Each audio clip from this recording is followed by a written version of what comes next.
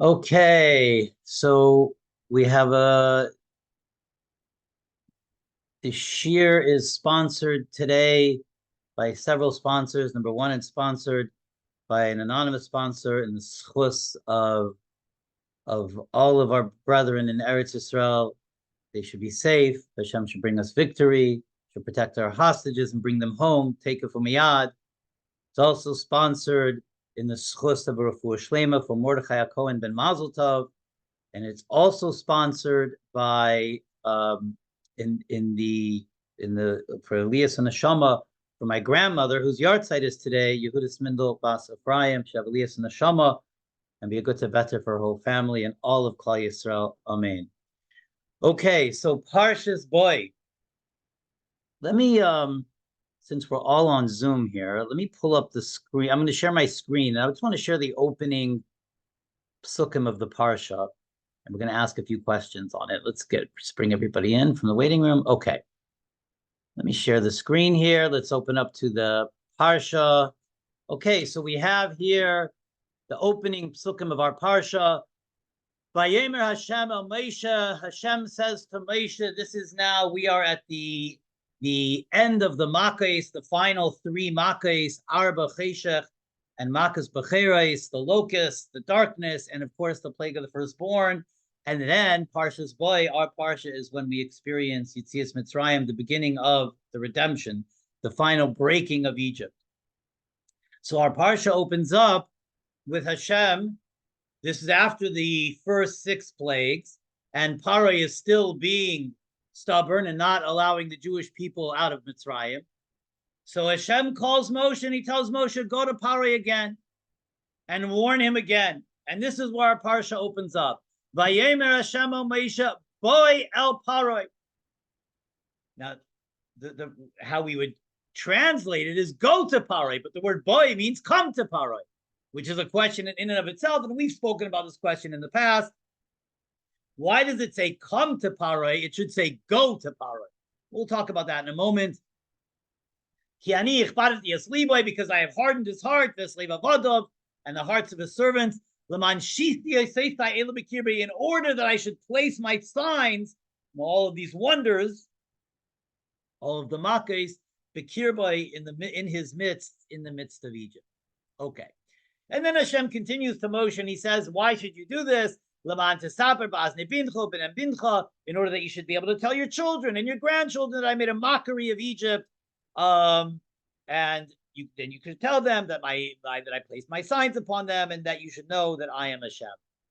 And then Moshe and Aaron go to Paroh and they warn Paroh about locusts. But where does Hashem ever tell Moshe Rabbeinu that locusts are coming? How does Moshe Rabbeinu know to warn Paroh that locusts are coming? Hashem never says anything about locusts at all. Hashem says, go to Paroh and 1 second, just get somebody else came into the room here. Hold on. Let's just get everybody. Whoops. There we go. So let's go back now. Just go back to the screen share. There we go. So how does Moshe Rabbeinu know that locusts are coming? Hashem never gives him that warning, never tells him about locusts, just says, go tell Paroh, go warn him again. Another question is, we ask, why does it say boy el Paroh, come to Paroh, and not go to Paroh? And the other question is, in the first pasuk, it says, come to Paroh. Why? Because I have hardened his heart. That doesn't make any sense. That's the reason why not to go to Paroh.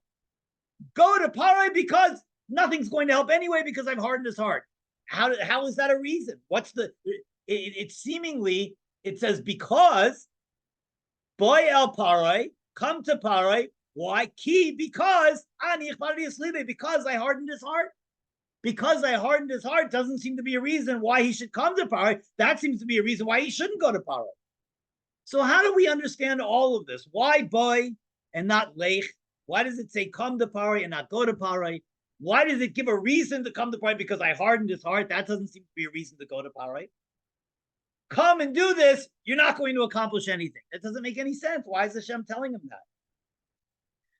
And thirdly, the question of the locusts. Where does that come from? That Moshe Rabbeinu knows that locusts are coming, because we don't see anywhere that Hashem alludes to locusts at all. It seems like Moshe Rabbeinu makes that up, and sure enough, locusts come. How did Moshe Rabbeinu know locusts? Was it just Ruach HaKodesh? Or was there something deeper and more meaningful behind it? So I want to share with you an insight from a 17th century Kabbalist from Poland. His name was Shimshon Astropola. Shimshon Astropola was murdered by the Cossacks, along with many other Jews in Poland at that time in the 1600s. He was a tremendous Kabbalist, and his works are quoted all throughout the Hasidic masters. And so Shimshon Astropola gives a fascinating insight into our first pasuk here, and into this question: how does he know? How does Moshe Rabbeinu know that locusts are coming? So it says Shimshon Astropola as follows: that in Hebrew letters, the Hebrew letters are divided up into different categories. You have the letters that are formed with the lips, for example, Beis, Pei, Vav, Mem. You press your lips together to form those letters. That's one category of letters. Then you have letters like Lamed or Tes where you're using your tongue to the roof of your mouth. That's a whole other section of letters. Then you have the guttural letters that come from the deep part of the throat. Aleph, Ayin, Hey, Ches are all guttural letters. So says Shimshon of Astropola, it's a known a method in Kabbalistic interpretations that these letters can be interchanged for each other. So, for example, a pei can be interchanged for a beis. So let's take a look at our go back to our shared screen again. Let's go back to the first pasuk. Vayemer Hashem al Moshe, boy el Paroh. So says Shimshon of Astropola, what Hashem is telling Moshe Rabbeinu is, boy, take the letters Beis and Aleph, El Paroh, and insert them into Paroh's name. The Beis would be interchangeable with the Pei, and the Aleph would be interchangeable with the Ayin. And if you take the Pei and the Ayin out, and you put in the Beis and the Aleph, you end up with the word the word Arba. The letters that spell out the word Arba mixed up, but the letters spell out the word Arba. So that's where, says Shimshon of Astropola, that's where Moshe Rabbeinu knows Arba are coming. The locusts are coming. Because boy el Paroh, I put the letters boy into the name of Paroh. Beis exchanges with the Pei, Aleph exchanges with the Ayin, and you have the word Arba locust. Okay, so that's a Shimshon of Astropola. But perhaps there's a very deep lesson in Avodas Hashem that is concealed in these words of Shimshon of Astropola. That's all he says. But I saw a beautiful explanation of a deeper insight into Shimshon of Astropola's words from the Sari Alafim, whose name is Rabbi Ephraim Tversky. He's a Rav in Chicago today. And he says as follows. He says, when you understand that the Shibur in Mitzrayim, the slavery of Mitzrayim, wasn't just a physical persecution, but it was very much a mental, spiritual, psychological persecution against the Jewish people as well. And one of the strongest sort of klippas of Mitzrayim, one of the strongest negativities that Mitzrayim was able to imbue into the Jewish psyche is that they are beaten down and an enslaved class of human beings that can never be anything else. There is no escape. There's no way out. And not only is there no way out, but even more so that there's no ultimate benefit or reason or meaning behind this enslavement other than the fact that the Jews are a simply lower caste of human being who is destined to be enslaved to Egypt forever. And this is what the Egyptians imbued into the mindset of the Jewish people. So it was so much more than just physical persecution. It was that the Jews felt that there was no hope, there was no meaning, there was no purpose behind any of this. And this is what, and we see this in last week's Parsha, in Parshas Ve'era. When a Kadosh Baruch Hu says, I hear their cries. When they cry out, Asher Mitzrim Mavidim Oisam, when they cry out that the Egyptians are enslaving them. In other words, they didn't look at this as something that is coming from Hashem, that there's some kind of inner purpose and deeper meaning behind it. It was Mitzrim Mavidim Oisam. The Mitzrim were enslaving them. That's how the Jews looked at it. That's how they saw their persecution. That's how they saw their enslavement. That's how they saw their existence. And this, breaking this mindset, was a huge part of Yetzias Mitzrayim. So we have to understand that Yetzias Mitzrayim wasn't just the physical taking the Jew out of exile. It was that also, but it was much more than that. It was also breaking that mindset that the Egyptians are in control. Remember, we spoke about 2 weeks ago when we spoke about the 3 signs, that the sign that Moshe Rabbeinu had to turn the water of the Nile into blood was to show the Jews that the Egyptian God has no power. The Jews were still in that mindset that they were afraid of the Egyptian gods, that the Egyptians are holding them back. There's a Mishnah in Pirkei Avos, in Perek Bey's Mishnah Dalet. And in Pirkei Avos it says, Asa ritzonai k'ritzoncha, that make his will your will. Kedei sheyasa ritzoncha ritzonai, in order that he should make your will his will. And the simple understanding of that is, Asa ritzonai k'ritzoncha, make Hashem's will your will, meaning to say that we all have our own desires in life. We desire pleasure, we desire comfort, we pursue physicality. So Pirkei Avos says, Asa ritzonai, make his will supersede your will. You should desire mitzvahs and desire Torah. Desire spirituality, desire purpose, desire meaning. Make that your will. Make Hashem's will your will in order in order that Hashem will then make your will, what you want, come true. He'll make your will his will. That's the simple understanding. But there's a deeper understanding of that as well. When we say in the Shema, that you should love Hashem with all of your heart. So Rashi brings 2 interpretations in Parshas Veschanan.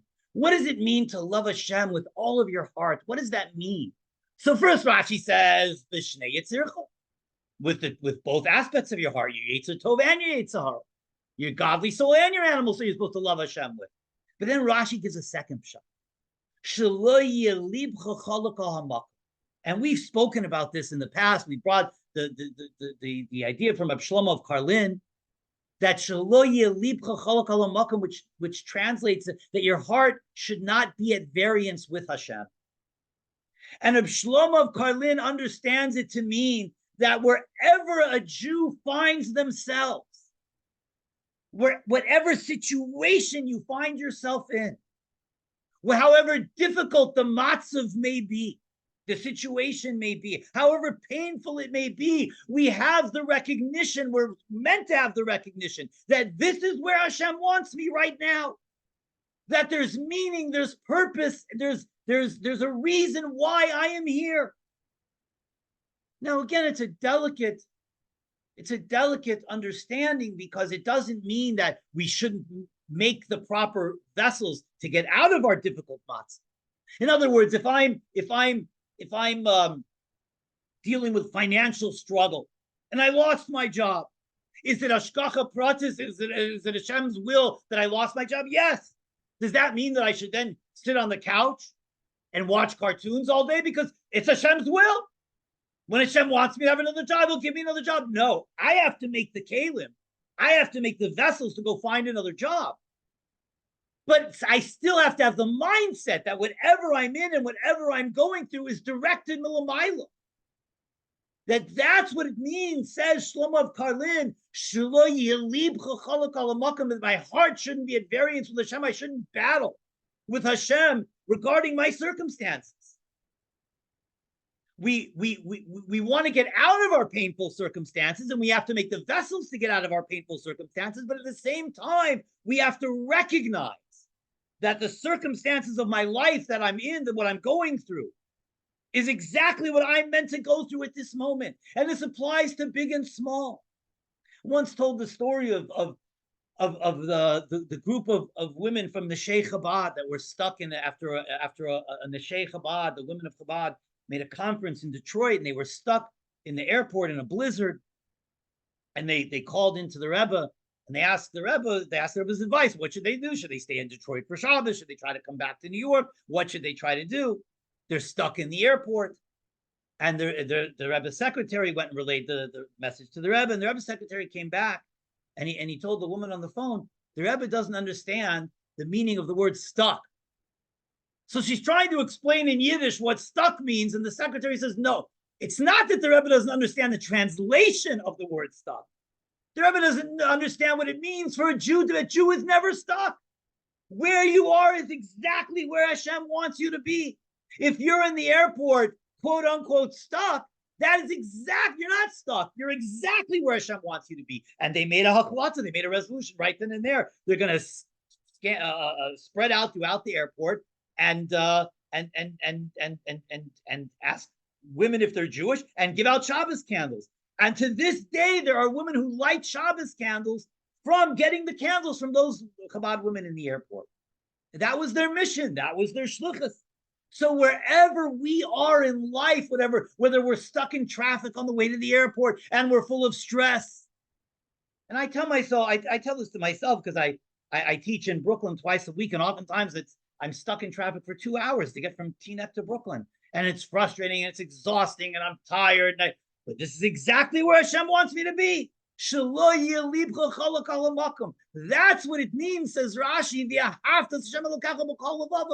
to love Hashem with all your heart. So this is what it means. This is what Pirkei Avos means. Make Hashem's will your will, not just in regard to Torah and mitzvahs, but everything in life. Wherever we are is Hashem's will. So make that your will. Understand that you have meaning here, you have purpose here. There's a reason why you're going through what you're going through. Accept Hashem's will. This is what you're meant to be. And then when you do that, Hashem will make your will, his will, and he'll take you out of the difficult place. But we're not taken out of the difficult place until we understand what our purpose is and what our meaning is there. Until we accept this is the will of Hashem, that I'm here for a reason and for a purpose, and I'm meant to accomplish something in this matzah, in this place. And this is the story of Yetzias Mitzrayim, of golus Mitzrayim. The egregiousness of the persecution of Mitzrayim wasn't just a physical persecution; it was what it did mentally to the Jewish people. They felt there was no way out. Not only there was no way out, there's no purpose or meaning in being here at all. It's the Mitzrim who are Mavidim Eisam. It's the Egyptians who are doing this to us. And the Egyptians went, that this was exactly what the Egyptians were telling them. This is exactly what Paroh was telling them. This is part of the klippa, part of the golus, part of the exile, the Egyptian exile. It was as much a mental exile as it was a physical exile. And so this is what Hashem is coming to break with the plagues, not just breaking Egypt, but we see through, one of the fascinating things we see throughout Hashem's communication with Moshe Rabbeinu, throughout the whole story of the Exodus of Egypt, is the word das. Hashem says it over and over again. Leman yedu dereseichem, in order that Paroh should know, in order that the Egyptians should know, in order that the generation should know. It's over and over and over again. What is das? Why does Hashem always use that word? In order that we should know.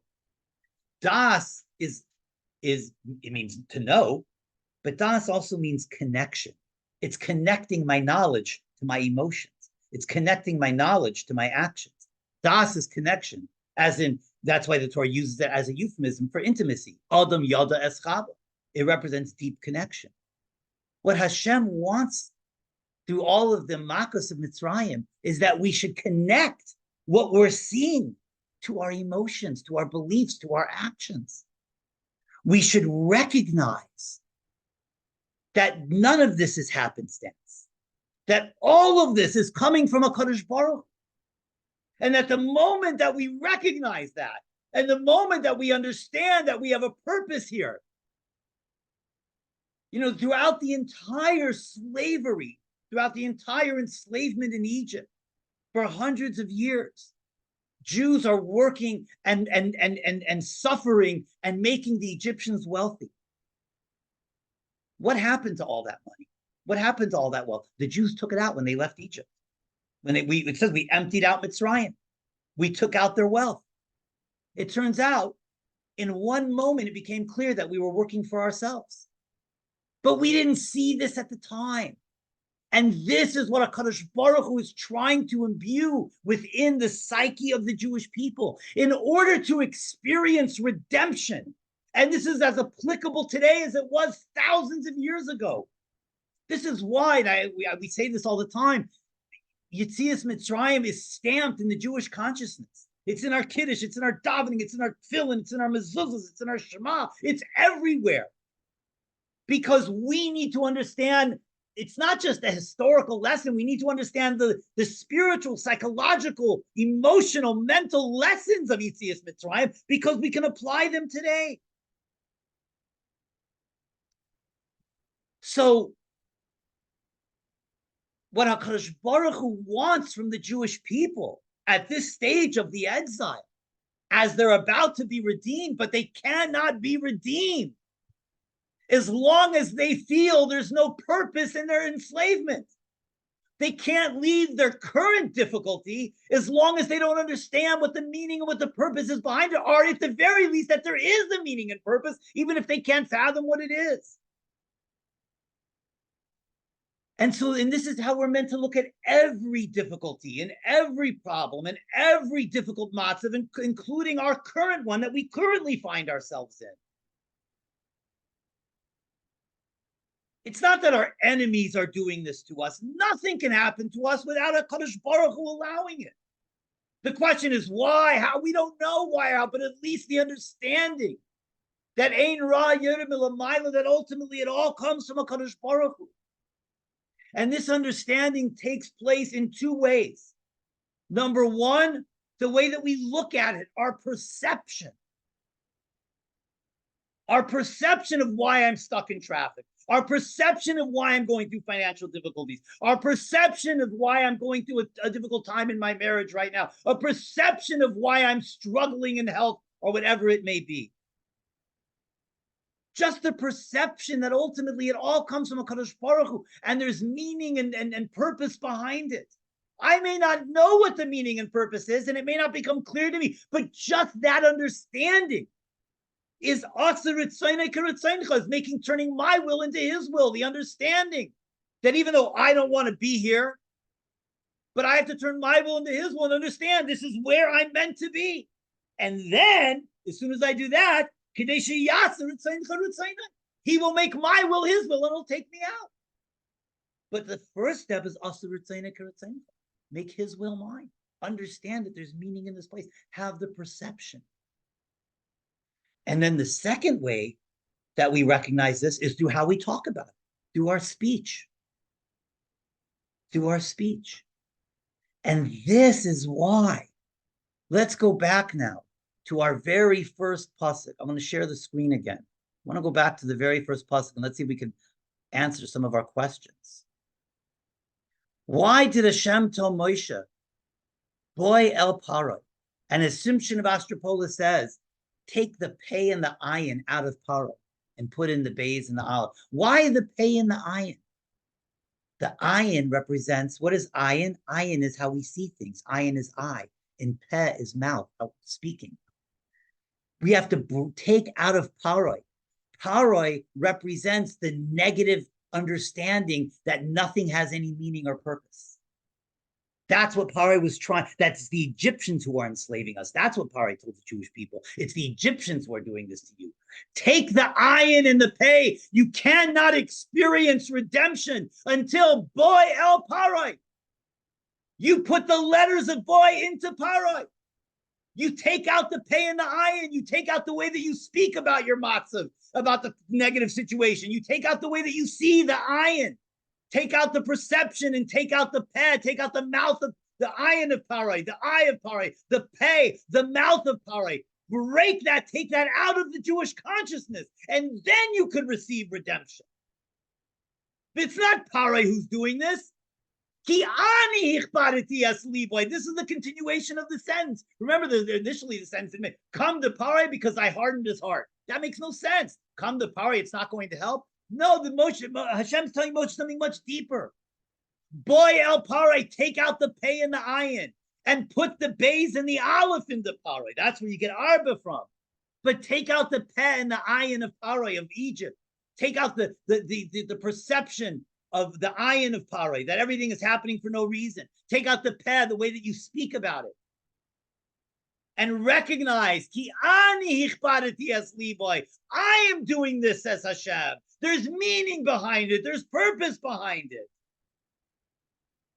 And you'll know this, Leman Shithi Eisaisai.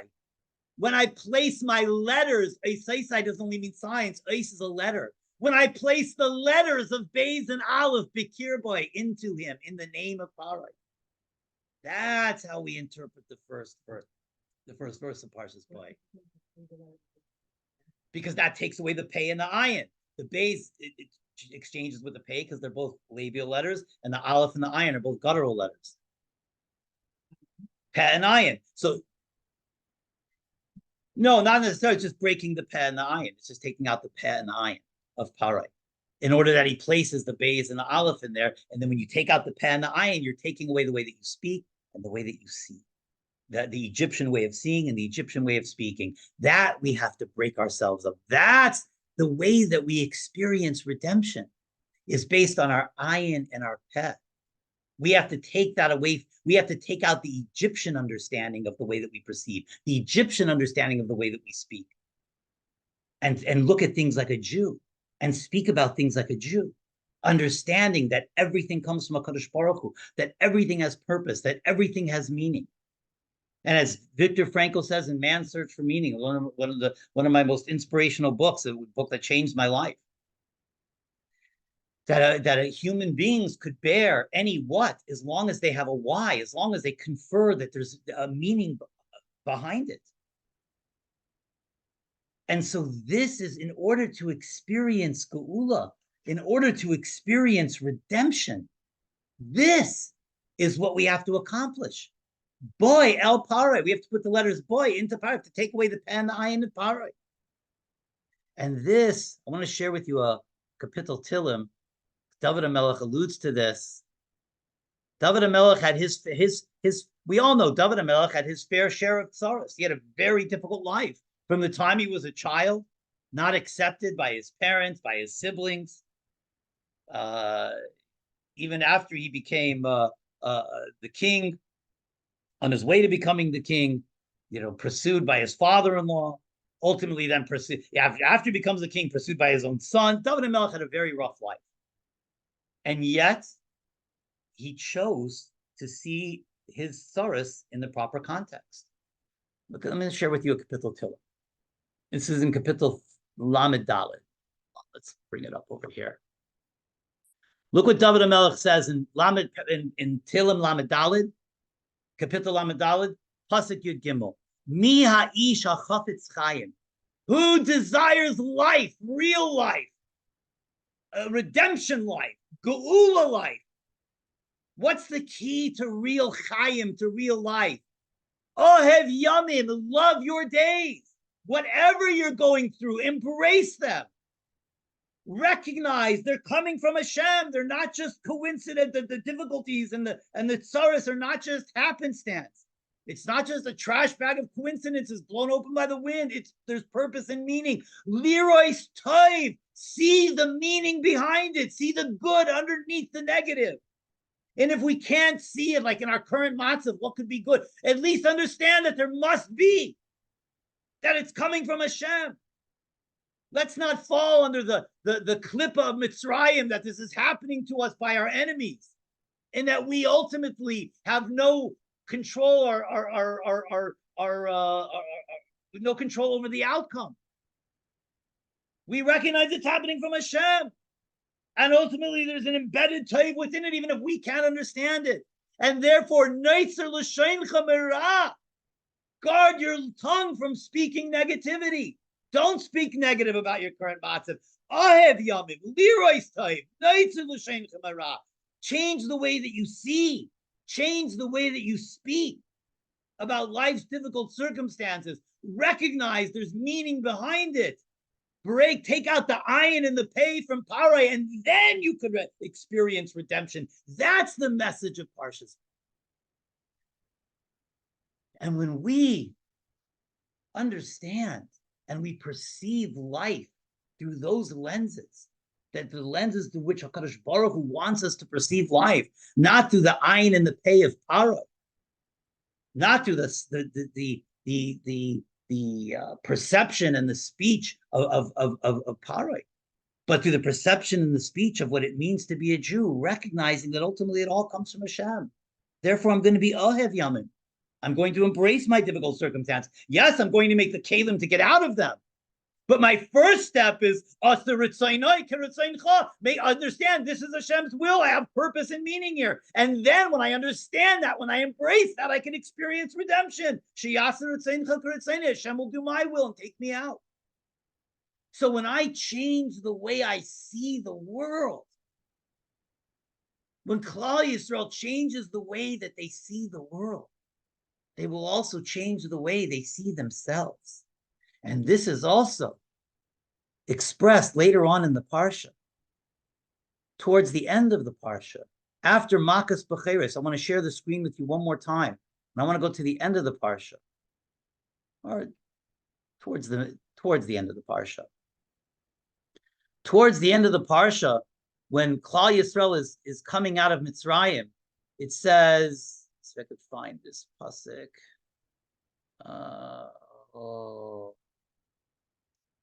In pasuk Lamed Zayin, it says, "V'yisu b'nei Yisrael meramses." Okay, so this is after Makas Becheres, after the plague of the firstborn.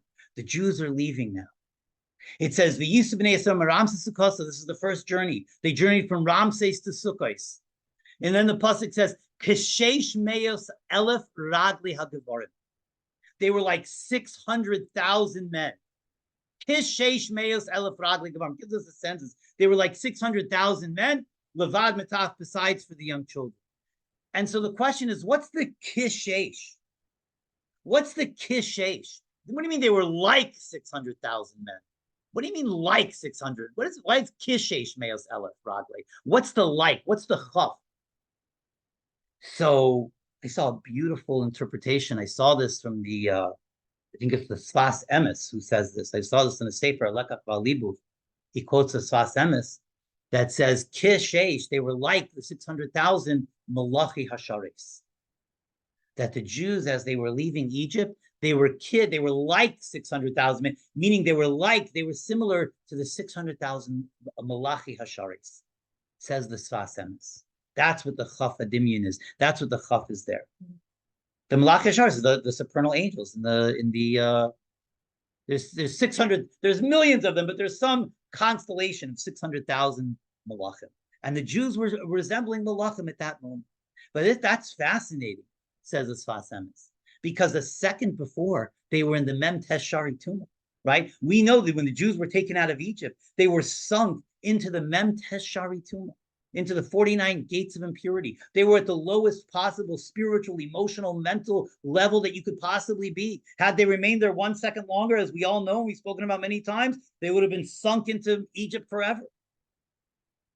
They were influenced by Egyptian idolatry, Egyptian immorality.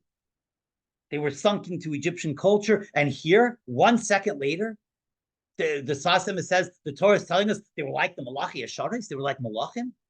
Says the Sfas Emes, yes. This is the essence of Klal Yisrael. Remember 2 weeks ago, the sign of the snake being thrown on the ground? It represented the Kedusha of the Jewish people, that they were the holy staff.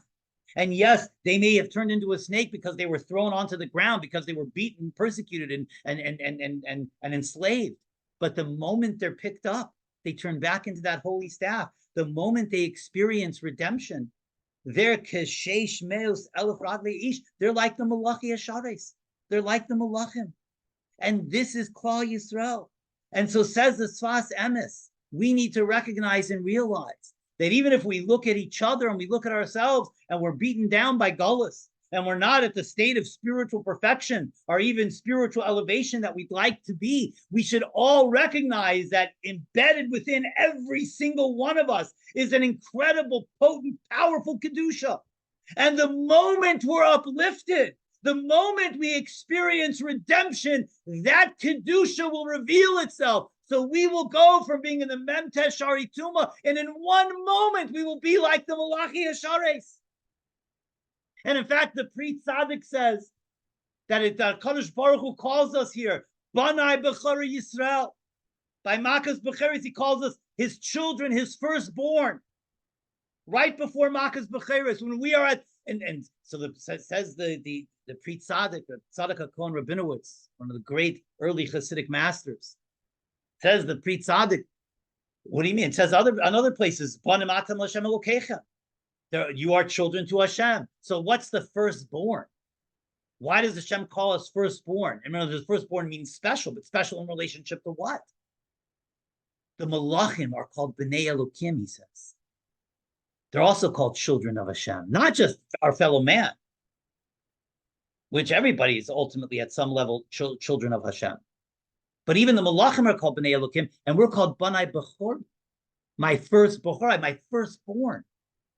Meaning we're even elevated even above the Malachim. And when did Hashem call us that? When did Hashem call us the firstborn? When we were in our Memtesh Shari Tuma, just before Makas Becheres. That even when we're in a state of total spiritual deprivation and spiritual weakness, Hashem sees the Kedusha within us and loves us and embraces us. And therefore, we need to change the way, not just that we look at our circumstances of life, but even the way that we look at each other and the way that we look at ourselves in order to experience redemption. We need to look at ourselves, to look at each other. And says the Sfas Emes that just as Klal Yisrael has a chiyuv, has an absolute obligation to believe in Hashem, we have the same absolute obligation to believe in each other and believe in ourselves and believe in Klal Yisrael, says the Sfas Emes. The same obligation that we have to believe in Hashem, we have to believe in each other. We have to take away the ayin, the negative perception of Paroh, and take away the peh, the speech, the negative speech of Paroh. Not just the way that we perceive the world, but the way that we perceive each other. Not just the way that we speak about the world and about our situations, but the way that we speak about each other. And says the Sfas Emes, and we'll just conclude this year with this, says the Sfas Emes, this should be a chizuk gadol, a tremendous chizuk to all of us who are in golus for thousands of years. And we think if the greater generations were not brought out of golus, then who are we to be brought out of golus? They certainly served Hashem at a much higher madrega than we do. So how could we ever be brought out of golus if the earlier generations would not? Says the Sfas Emes, learn from Parshas boy. Take the ayin and pei out of power. Take the way that you perceive and the way that you speak. Look at us and see, don't see the negative, but look at your fellow Jew and see the Kedusha. See the beauty, see the splendor, see the incredible spiritual strength that exists within every single one of us. See our nation and see our current circumstances as ultimately, even though we can't fathom them and understand them, as ultimately coming from Hashem. And in one moment, and all of the circumstances will change as the Jews in Mitzrayim, in one moment, saw that all of that slavery and all of that wealth that they thought they were creating for the Egyptians, they created for themselves. They were working for themselves the entire time. Ultimately, they weren't enslaved to the Egyptians. HaKadosh Baruch Hu wanted them to go through that experience in order that they should be able to receive Matan Torah. The physical shivud and the mental shivud was meant to refine them spiritually, to be able to receive the Matan Torah, to be able to receive the Torah. This is the message of Parshas Bo. Take the ayin and the pei out of Paroh. Change the way that we perceive, change the way that we speak, will change the way that we feel. And that will ultimately bring about redemption. So Amir Hashem, every one of us will take the lessons of Parshas Bo. If we're so desperate now to bring about redemption, right? We've always spoken about Mashiach. But let's be honest, up till now, golus was comfortable. So yes, we spoke about Mashiach, but did we really want it? Did we really mean it? I think now we all really want it. We all want out of this golus. Now that we see what really is underneath the surface. Now that we see this explosion of worldwide anti-Semitism, and it's not that anti-Semitism just exploded out of nowhere.